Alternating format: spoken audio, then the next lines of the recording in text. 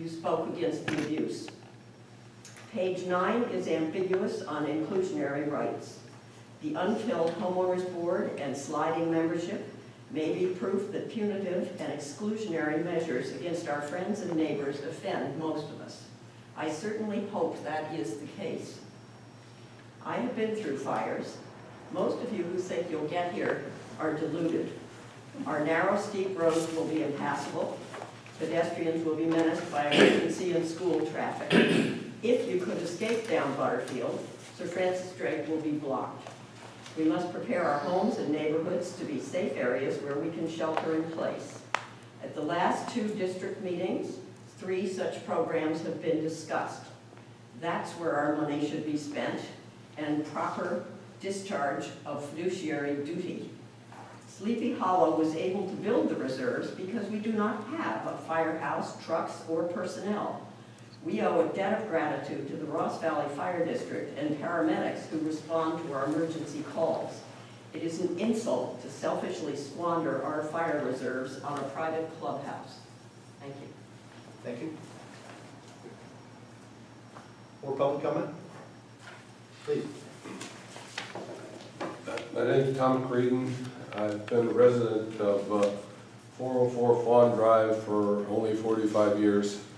And I was a former fireman in San Francisco, so I kind of have watched a lot.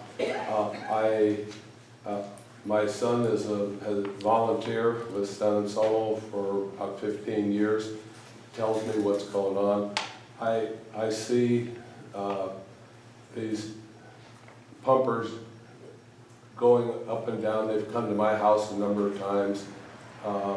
We've followed up with the paramedics to take me to the hospital. And so I really am closely in touch with these guys. I don't think people realize the danger that they're in right now, that fire engine shows up with a driver and an officer, and they can't really do anything. They need to have manpower. I really believe that it's kind of like putting a paint job on a car and you don't have any tires. Basically, you need manpower to be effective. When we go out into Sleepy Hollow, we're fortunate to have the fire station that has a straight shot at Sleepy Hollow, but they're not able to do anything until they bring somebody in from a distance. So my feeling is that although, and I am run a business in Fisherman's Wharf, I've got 160 employees. I have been a founding member of what's called Peer Safe, where we have taken over a 26-foot trailer from the Department of Emergency Services, and we have a mobile command post center with beds, pads, water, generator, and things that take care of immediate emergencies. Almost all the members are NERC certified. So I think it's a citizen's obligation to participate in their own safety. So I think that the thought is that, in my mind, manpower is #1. Thank you very much. You. Yeah, I would, just a little bit of history. In a perfect world, in a better world, we would have 3 men in a fire engine, no doubt about it. We can't afford that. But in the world that we live in, the imperfect world, we have 3 fire stations, or even 4 if you count Ross, and we really don't need 3 fire stations, that many. We could get by with a couple of fire stations with more manning and spaced farther apart. I think the situation we have is better, but I accept the fact that it would be even more better if we had 3 men in a fire engine. Is that making some sense? I think it's a very good thing to have fire stations in Fairfax and San Anselmo and Sleepy Hollow and Ross. That's too many fire stations, too closely spaced. by many fire standards, but I think it's fine. Okay, and have I answered your question or your comment? I understand your point. Yeah. And being from San Francisco, all the fire stations were set up to be full with horse-drawn apparatus, and so the distance is far closer today with motorized apparatus. Okay. You know, it is sometimes you bite off something you think you can, chew. And I think to close down fire stations, if you talk to John Hanley, you'll see that it becomes a little, then Mr. Sharhall too, that's a real battle. So you've heard my opposition, and I appreciate it's nice to see community members that come and want to participate. Thank you. Any more comments? Oh, Eric. Yeah, thanks for everybody for sharing. My name's Eric McCausland. I live across the street here at 230, next generation Sleepy Hollow resident. I grew up with Frank's kids and so forth. But in regards to the project at hand, I'm in favor of the rebuild of the clubhouse. I'm totally against the fire district giving the funds forward. I don't think it's the appropriate resource of funds for what we're buying here, 80%. But I've said that before. I'm sad to hear you say that we need less fire stations because the standard of coverage would not get us a fire engine in front of our house in time to save people's lives if we condense them. I don't think I said that, but That's what I heard from you.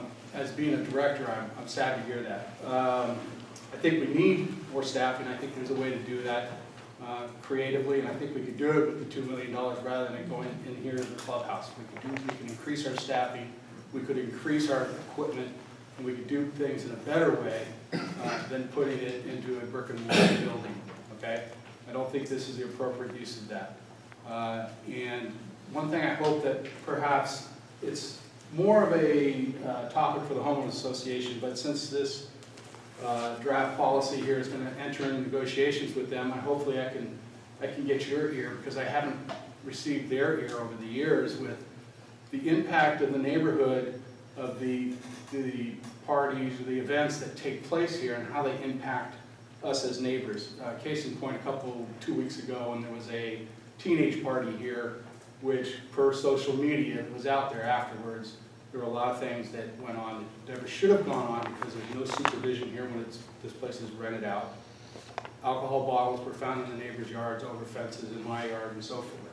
That's happened traditionally over the years. It's very frustrating to hear that, that those kind of things, the impacts to the general area here are not being taken seriously by the groups that are conspiring here. And I don't mean conspiring in a negative way, but they're getting their heads together to replace this building, which needs to be done. And it's frustrating as a resident. And I hope that as a fire protection board, maybe you can think about maybe addressing that as part of the partnership between the fire protection district and the homeowners association. So I would appreciate maybe if you guys could think about that and discuss that as well. So thank you. Thank you. somebody else? Yeah. Go ahead. This is my first go at this, but it seems to me that, Could you introduce yourself? I'm Mary Jane Guy at 160 Deer Hollow. The degree of the contribution of the fire district to, as you say, a brick and mortar building is totally out of proportion of what you're going to use it for. And it doesn't make sense to me. The other thing is that I agree with you. I've had to call 911 twice at our house. And the fire truck arrives, they can do nothing. They have only an EMT until the ambulance arrives when the paramedic comes. And they come from Ross, and that's a long time. We've had 2 neighbors that have been taken away that have died. I don't know if they would have lived, etc. So for the seniors in this county, that's a service that we need. And there are a lot of seniors in the county. Tell me about it. It's turning over. Anyway, I would like to ask the fire district, you have $4 million in reserves. What have you done in prevention with that $4 million? Have you done anything else other than trying to give money to this building? Unfortunately, this is your first meeting. We've had a number of meetings where we have extensively Okay. briefed all the things we've done. That's But we share your concerns, believe me, and even if you come to the last couple of meetings, this is one project we're doing. We have funded many prevention projects. We will be funding many more. We're aggressively pursuing grants. We have some really pretty big plans, but we have done a lot of prevention and will be doing much more. I also like to add that our engine companies that we have in our service have paramedics on them, not EMTs. So they're advanced life support. So their level of training, their ability to save lives is at the same level as the paramedic that comes in the ambulance. So for example, if somebody's having a heart attack, it's more than just EMT CPR. They can give drugs, they can defibrillate, they can do a whole lot of things here. So in terms of the quality of the medical care that you're getting when the engine company arrives, it is the same quality of care that you get from the ambulance. Now, there is some stabilization that has to take place on the scene before somebody can be transported. Meanwhile, the ambulance is coming. When the ambulance gets there, then the person is transported. Of course, you'd love to have 5 million ambulances out there, but obviously there's only so much you can afford. It's the paramedic engine company, though, with the quick response with advanced life-saving support techniques that save lives. And we do have that here, it's just right down the road. So it's a real plus. But we really appreciate what you're saying about fire prevention, brush clearing, educational programs. We've been doing all that aggressively, and I can tell you much more so than the surrounding communities. And we will be doing a lot more. I honestly believe that we are going to be the leader in the county in all that. So, share your concerns. Hey, One last question. Can I address some of the other statements you made very quickly? It's important to understand that we exist within the configuration of agencies here. We aren't a fire department, but we are a member and co-owner of the Ross Valley Fire Department. We own a 14% stake. Maybe it's less than Ross is at. I think it's 14.8% stake in the Ross Valley Fire Department. It's not our role to dictate the staffing policies of the broader fire department, which extends from Ross to Fairfax. Right? So we pay our share of the cost of operating that fire department, and we have representation on the board of directors of the fire department. But the staffing decisions are made by the command staff in the fire department in conjunction with the board of directors. Right? The paramedic services that you obtain are separate, and they're provided by a different agency called the Ross Valley Paramedic Authority, which is also a joint powers authority made up of 8 different agencies in the Ross Valley. Thanks to Frank, starting about 10, 15 years ago, Sleepy Hollow being at the end of the service area for the Paramedic Authority, Frank was able to convince the Paramedic Authority to pay, to subsidize, to train the firefighters in our Ross Valley Fire Department to become paramedics and to ride on the engines as paramedics. So as Rich said, when that engine comes, it's not just an engineer and an officer. One of those people is also a fully trained, certified paramedic. And money is paid from us to the paramedic authority to come back to us. So every response includes a paramedic. The ambulance comes to transport you to the hospital if that's what you need, but you get paramedic service from the first response engine. Rich also neglected to mention some of the other projects that we're pursuing. One, of course, you heard earlier, we've got more than 24 fire pumps that are deployed in the community. Thanks to John Hanley, we repaired, and Connie Berto, among others, this past summer repaired the fire road that extends from San Domenico up to the top of the ridge. We've also funded brush clearing projects by the the Tamalpais Fire Crew of the Marin County Fire Department, both on private lands here within Sleepy Hollow and elsewhere. The reason that we were able to accumulate a large reserve, well, rather than the reason that we had the large reserve is because we had been scrimping and saving for many years to protect ourselves from the possibility that San Anselmo would kick us out of the fire protection arrangements that we had with them. So we needed to hoard, I'm sorry to use that word, we needed to keep our money as best we could. And then finally, after a 5-year period of negotiations culminating in July 2010, we were granted membership in the Ross Valley Fire Department. Our future was then secure because we couldn't be kicked out because we were now a co-owner of the fire department. So the money that we had saved for many years to protect ourselves from that terrifying contingency that would be an orphan without fire protection now became available to us to use for something else. The analogy I used at a prior meeting was, you've saved for your child's college education from the date of their birth until they're 18. When they're 18, they are granted a full scholarship by their university of choice. And that money that you saved to prepare to pay for their college education is now available to be put to use doing something else. That's the situation, roughly, that we have found ourselves in. So the money that's been accumulated over that lengthy period of time is now available to put to work to pursue the projects that we've been pursuing, but in an even more vigorous way. Can I ask one last question? Yes. Who is liable for, I know it's going to be insured, et cetera, but if this goes forward and 80% of the purchase of the new building belongs to the fire district, who is liable when something happens and it isn't totally covered by insurance? Are all the homeowners going to be assessed? Because that is who the fire district is. No. The risk will be allocated between the parties according to their agreement. Right. And our agreement calls for the Homes Association to have adequate insurance and to fully indemnify us from any liability. They can bankrupt out of that. They could. And then who's left? The homeowners. No, the Fire Protection District would then invoke its rights to be protected under the contractual agreement that we made, leaving us potentially with the building, if we had to. I'm not explaining that very well, but the idea, I think you get it. Yeah, right. This is a very remote possibility, but it's nonetheless anticipated and provided for in the draft Article 10. Yes, sir. Yes, thank you, Mr. Chair. Bruce Baum, 1165 Butterfield Road, 33-year resident of Sleepy Hollow and taxpayer to the fire district for 33 years.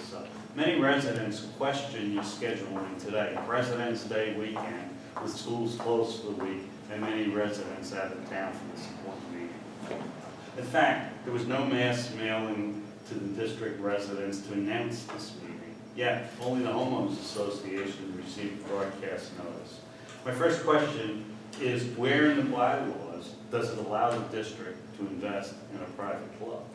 In fact, where are the bylaws? They're not posted on the website. I want to address, for the record, fire protection. Our first responder is Fire Station 20 on Butterfield Road, which we've been discussing. This station responds to approximately 350 calls per year. Fire Station 20 was built in 1961, is owned by the town of San Anselmo. The station has been sitting on piers in the creek for 54 years, and is reasonable to assume that there are very substantial infrastructure needs, including the lack of facilities for females, which probably violates federal law. San Anselmo has no funds to repair it or plans to after the fire chief embezzled them and served in San Quentin prison. He currently owes San Anselmo approximately $700,000. A study in the 90s found the station can be closed, but politically, we all agree this is unacceptable.